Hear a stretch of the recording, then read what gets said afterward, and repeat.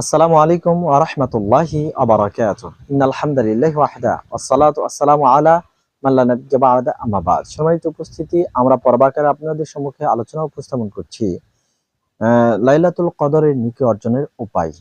এ পর্বে দুইটা পয়েন্টে কথা বলবো। এক, ইতিকাফ থাকা।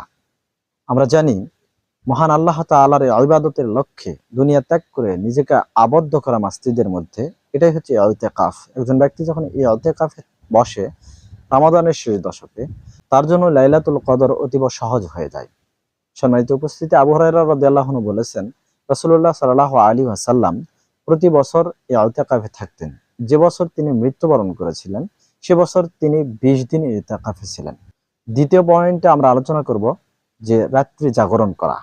আয়েশা রাদিয়াল্লাহু আনহা হতে বর্ণিত, তিনি বলেন, যখন রমাদানের শেষ দশক আসতো, সাদ্দা মিজারাহু, রাসূলুল্লাহ সাল্লাল্লাহু আলাইহি ওয়াসাল্লাম তার কোমরটা শক্ত করে বেঁধে নিতেন। ওয়া আহইয়া লাইলাহু, রাত্রিকে জাগিয়ে রাখতেন।